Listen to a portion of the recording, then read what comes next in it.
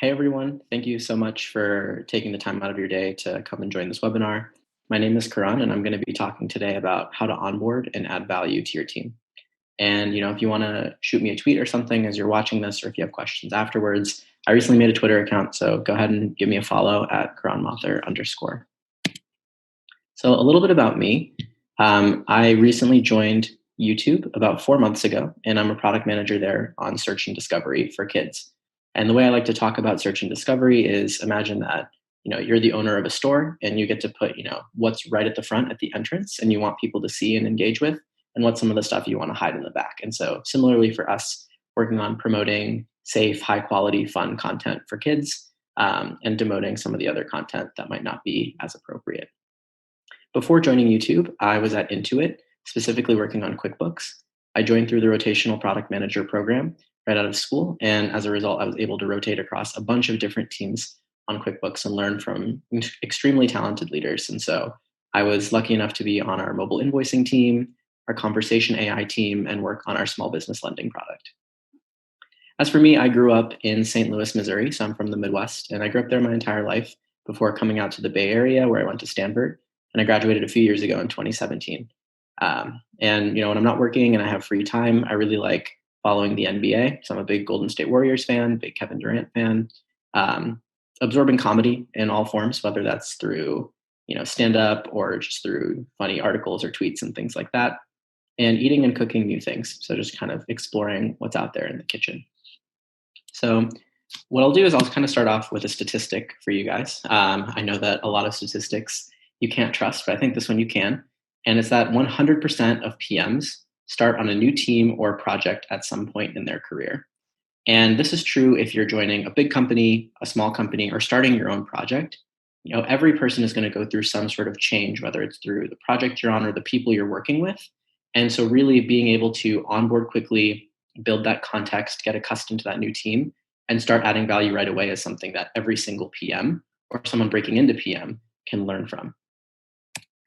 So what I want the three main takeaways from this to be is really emphasizing learning the space. So having a growth mindset as you gain that domain expertise, as you start to really understand the landscape, the product, the users of the product, building your relationships. So as a PM, a lot of your success is defined by your cross-functional partners and those around you that are working to release something and solve your user problem. So really taking the time to invest in those cross-functional relationships, as well as any other PMs that are there on your team or at your company. And finally, getting scrappy. I think PMs, a large role of that is around communication and facilitation, but that doesn't mean that you can't get in there and get things done yourself. And so as you start to build up that, knowledge of the domain and building those relationships, you'll start to find out some meaningful problems. And you should roll up your sleeves and just do what you can in order to solve those for your users. So the first part I want to dive into is just learning the space and kind of getting accustomed to where you are on your new project or team. So the way that I break down sort of building domain expertise is in sort of three big buckets: knowing the user, knowing the landscape, and finally knowing the product. So starting with the user, this is true especially for companies that are a bit smaller. They don't have a necessarily dedicated research partner or research organization. The PM is really the voice of the user. So the PM is the person in the discussions that's really fighting for the user, fighting for the customer to make sure that their needs are heard. And the team is focused on solving their most critical problems. And so as a result, you have full agency as a PM to spend your time researching what the customer or your user needs, understanding their pain points, and seeing them actually use the product. So I think a big distinction as I was learning, as I was kind of getting up to speed in my PM days, is making sure that you're not only listening to what the customers are saying and thinking about the product, but also actually watching them dive in and use the product, seeing what they're doing, how they're feeling about the product, and understanding basically something that they say is really simple or doesn't take them that much time. You might uncover that they're doing it in a really convoluted way or in a way that you didn't expect when building that experience. And so being able to actually take the time to sit with users, look at them using your product will just get you a lot of empathy for what they're going through.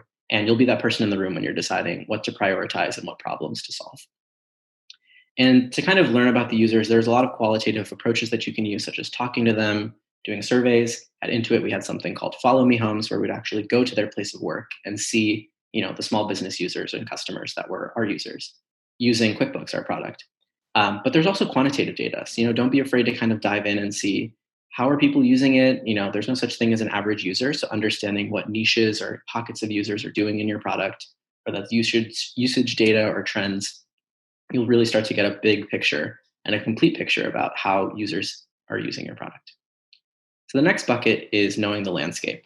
So especially if you're switching companies or you're kind of switching areas in your career, chances are you're going to be working in an environment where you don't really know anything about what's going on. You maybe haven't worked in that space before and you're a total newbie.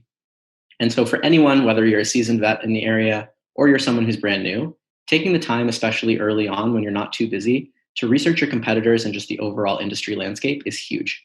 Because what you can do is actually research, what are these different companies doing? Are they solving for the same users as you? Are they trying to address that same problem as you? Where do you think that those competitors are going to be going in the next 1 to 3 years?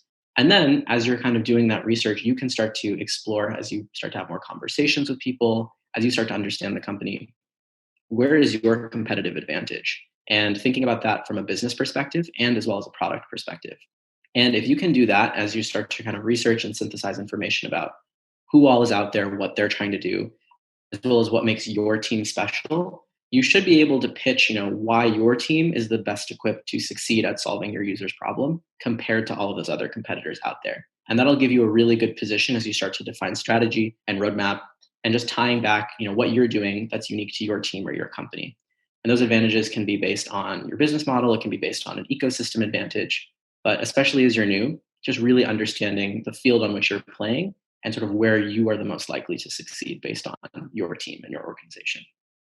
And lastly, as a PM, a product manager, knowing the product and spending time in the product is huge. And I know that that seems very simple and very straightforward, but there are a lot of PMs who, may not necessarily go into the product and get their hands dirty every day and rely on, instinct or experience from another place. So my biggest piece of advice is just really build a habit of spending time in the product. And especially if you're new and you don't use the product as a consumer on a day-to-day, do a product teardown when you first start in the first week or two.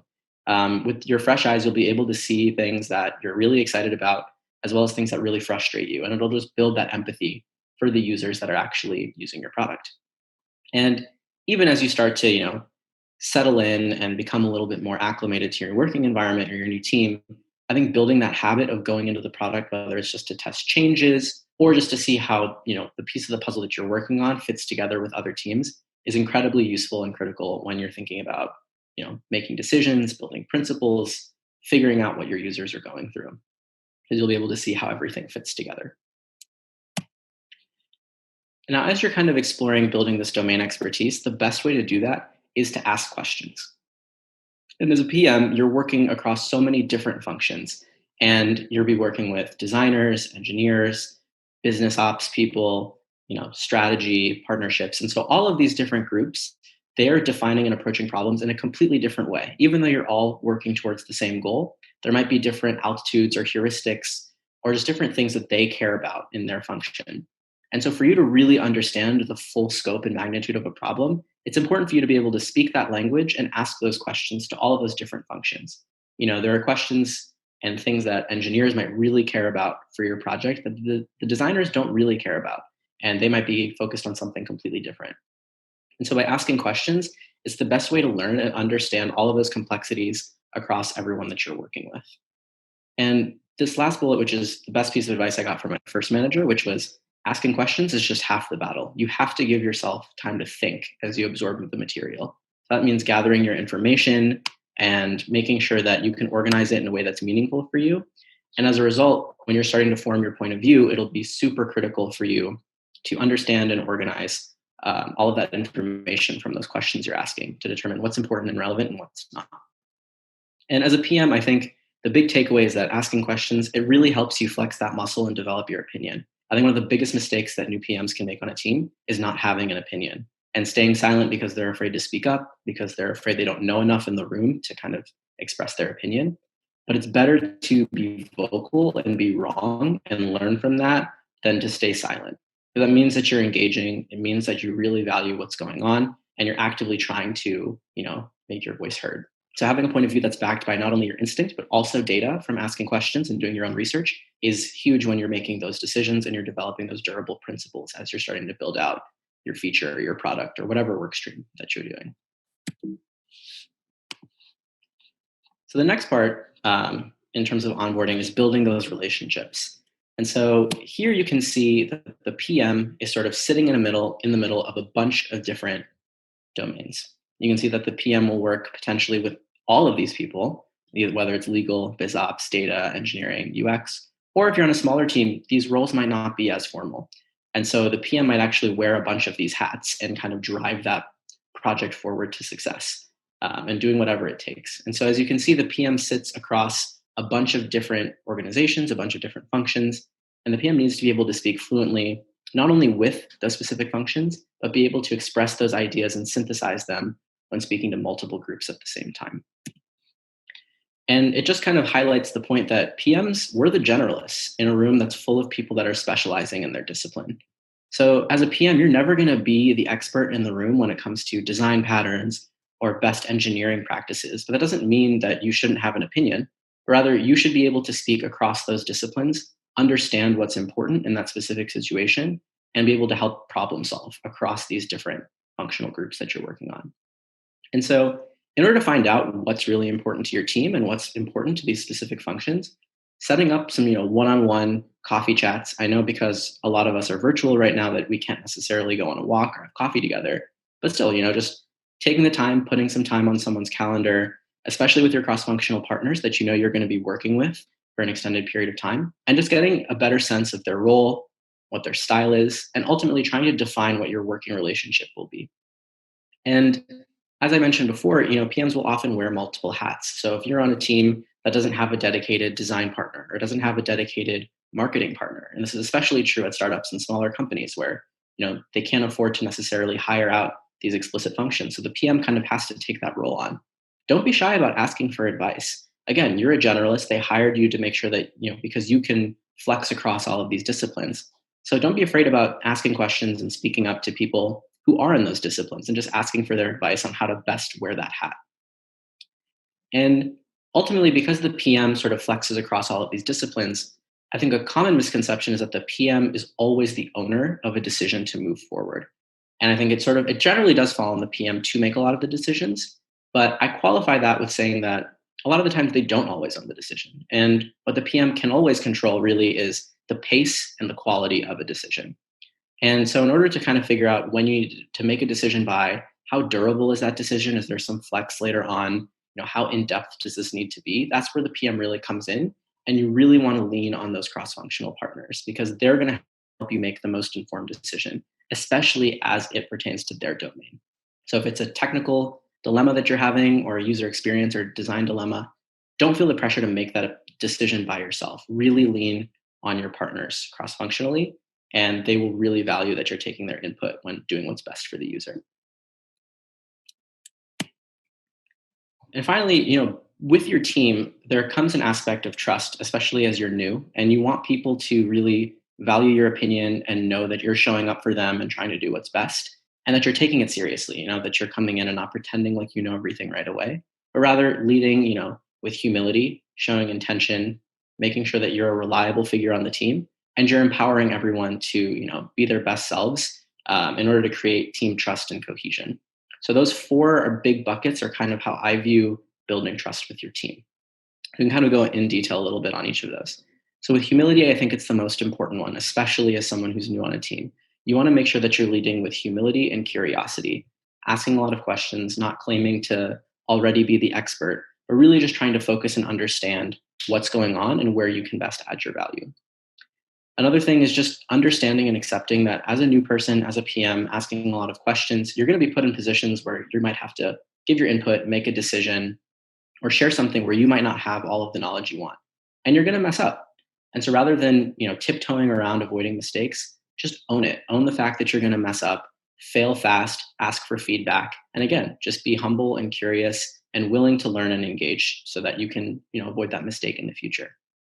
And finally, this one is just a personal preference of mine, is what kind of leader do you want to be on your team? And I think as a PM, what's worked really well for me is expressing a sort of servant leadership towards the other cross-functional partners that I'm working with. Especially as a PM where you don't necessarily have a defined deliverable. You might be writing a PRD or doing, decks to execs or doing business case sizing and things like that. What you can really do is just optimize for the other people that are on your team. So for me, my personal success metric is if I know that my team members had a really great and productive day and that, I helped them achieve that, even if my day didn't go very well, I still see that as a success for myself. So I think practicing servant leadership is a great way to build trust with your team and show them that you're there to support them. Second bucket is around intention. This one is a little bit more nuanced. It's a little bit more in sort of that, social responsibility that you have as a PM on your team. And especially when you're coming in and you're new, it's important not to kind of run in and, take your opinions and your experiences from before and just try and apply those directly into your new team. It's important to meet your team where they are. And that means respecting their boundaries, looking at the different cultures and processes that exist on your team or lack thereof, and, empathizing with those and showing interest in how these things were formed, how your teammates feel about the way that the team is being run, and ultimately just hearing that feedback, and slowly you can start to, intentionally try and address some problems that you see. But the important thing is that you really are just showing up and appreciating your team members, not just as coworkers but as people. So what I really like to do when we do stand up with our cross-functional team is everyone, when they provide a sort of business update of what they're working on or what they're blocked on, is really just trying to see what they've been up to outside of work. How are things going with their hobbies or with their families? And if you, as the PM, are open and willing to share some of those things in your life, you'll be surprised at seeing how many people will reciprocate that and be really open. And it'll help you just break down a lot of those barriers, especially being new, and start to develop that trust. And especially if you can become friends with the people on your team, it just makes working together that much more fun. And I think you also just produce much better work. So the third bucket here is on reliability. So this one is a no-brainer. I think a lot of people can, obviously see the importance in being reliable, but especially in the beginning, you want to put a lot of focus on making sure that you're present in meetings. Don't be messaging other people about other work or trying to finish or read something else. Really give your time to the people that are asking for you and being able to pay attention, absorb and ask a lot of questions and stay engaged. Also making sure you're following through on action items and deadlines. So if someone asks you to do something, no matter how big or small it is, really try your best to make sure that you're following through so people know that, hey, if I ask them to do something, they're going to be able to do it and I can trust that. There's oftentimes a lot of stuff that no one wants to do on the team. And as the PM, if your responsibility is to make sure that you are solving this problem and launching this feature or this thing, then it's up to you to kind of pick up, the dirty job that no one wants to do. And people will recognize that. And it might not be great at first because you might not like doing whatever task that is. But over time, people will see that, hey, they're not doing it just for individual recognition or praise, but really just getting down to what needs to be done in order for our team to succeed. And finally, making time for team bonding. So this ties back into sort of that setting intentions, getting to know your coworkers as people, just making time and space for your team to celebrate each other and be able to just have some time outside of normal work conversations to really bond and connect. The last bucket here is on empowerment, which is, things can get really tough. And as a PM, your main responsibility is there's going to be friction, there's going to be ups and downs. And so when things are tough, really evangelizing your team and making sure that they know that, the end is in sight and that they're really delivering something impactful for your users, and really anchoring it around solving that problem and the impact that it has. And it'll hopefully help you ride out that storm. It also means celebrating milestones and achievements. I think a lot of people can be pretty hard on themselves, and even small, milestones or smaller things that are really cool. Something that a team member has been working on for a really long time. You should celebrate those and sort of create that culture of celebrating even the smallest wins, because people really like and respond well to encouragement. As the PM, you have a lot of oversight into what everyone's working on, and so you can be that person who's kind of hyping up what the design team did that was really cool, and they overcame a lot of hurdles. Similarly, with a really neat engineering trick that helped us reduce a 2-week project into 3 days. Things like that, the PM has a lot of insight into. And so if you can be that hype person, you'll build that culture. And speaking of that, I think if you can start working towards a sort of democratic culture where everyone, not just product leaders, not just the leads of engineering, design, and other functions, but everyone, even individual contributors on every function, they should feel empowered to speak up and contribute to team dynamics and norms, as well as just the direction of where you're going. And by doing that, everyone will feel a lot more invested and will be able to show up and actually do great work because they feel ownership and agency over what they're building. So trust is hard. It's not really easy. I'm sure you guys watching are probably thinking of different examples of times that you've had really great team dynamics and times where it hasn't been that great. And so I think that this is something, especially as you're new, you should be very cognizant of and to just really try and practice, you know, the best traits that you see or you think that will help you build that trust. So finally, the last thing I want to talk about when we're thinking about onboarding and really adding value is getting scrappy.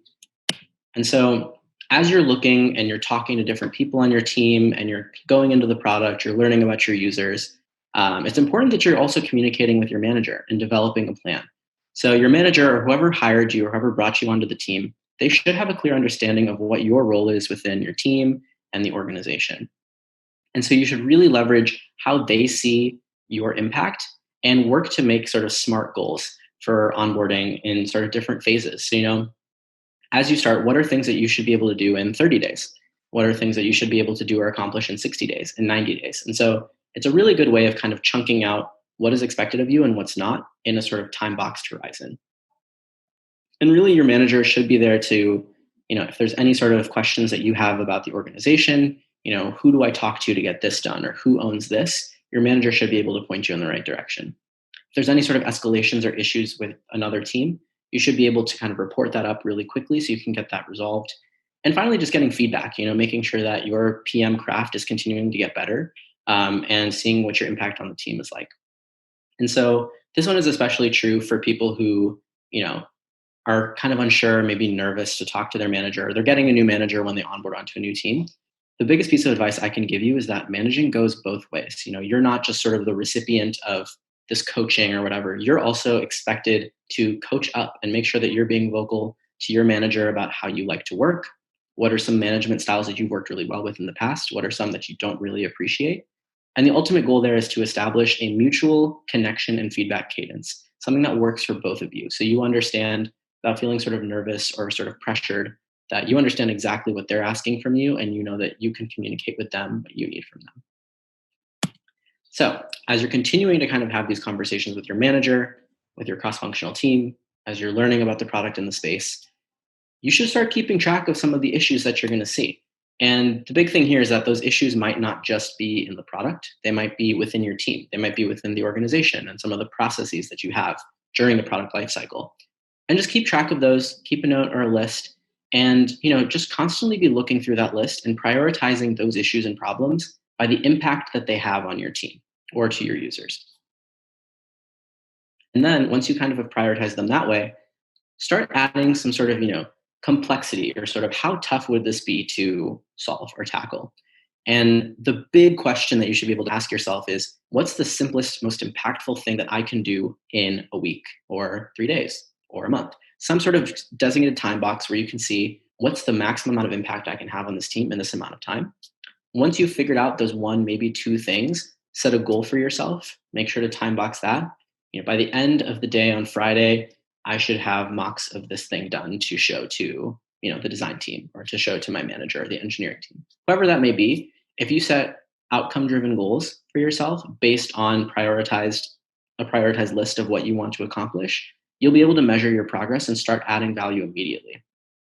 And, before you kind of start running off into, finding something that you find really important, it's always good to check your gut and make sure that you're talking to your manager, make sure that you're talking to your cross-functional partners and just getting that feedback on, here's what I'm thinking. Does that make sense to you? I'm thinking about, running after and chasing down these problems. And, it doesn't matter if you're wrong. It doesn't matter if, they want to encourage you to go in another direction. The important thing is that you're showing grit. You're showing that you're really invested in just wanting to make an impact right away. And they'll see that and appreciate that. And I think also, especially in the beginning, as you start to kind of dive into a problem, you've got that question or that problem vetted from your manager or someone else on your team, especially when it's early on and you're not as busy, you should take that time to build really useful skills that you'll carry with you beyond the tenure of that team. So I'm talking about, skills such as querying your own data. So picking up a little bit of SQL in order to query a database and get the information that you need. It means getting comfortable with different, design tools. So even if it's, Figma, even if it's Photoshop, if it's some tool, or if you're like me and just really just screenshotting things and doing your own edits and alterations in PowerPoint or something like that. Whatever it is, don't be afraid to just kind of get familiar and build those habits early, and they'll benefit you way down the line as you're on the team and even as you change teams. It'll be able to really utilize those and leverage those. So if you need data, instead of going to a data analyst or a dedicated data person on your team, ask where the data lives and where you can get access and just kind of start building your own queries. And I think it's common knowledge that, the first lines of code you ever write are probably ones that you're borrowing from someone else on your team. So just getting in the habit of learning about how to build queries, writing your own, and pretty soon you'll start to really understand how you can get that data. And it's so powerful to be able to find that data for yourself and make informed decisions based on that data. If you're having questions about users, and you have a dedicated research partner and they're really busy, try and see if there's any archives, any sort of information, decks or docs that you can read through on your own, or leverage the internet. I'm sure that there's people out there that are solving similar problems that you're interested in, and we should really take advantage of what other people around the world are doing. And the more info you can gain on people, the better, whether it's in your organization or not.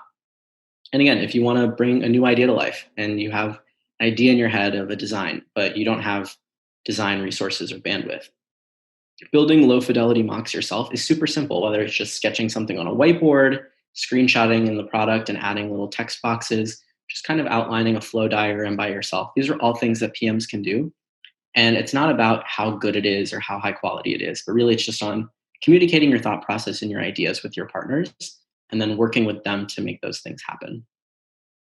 And I think finally the big takeaway here is I hear a lot of people, especially that are new in PM, that might not have, a technical background or have a design background or some sort of coming from one of those specialist roles into PM. Like if you're kind of just starting without any of those, that's okay.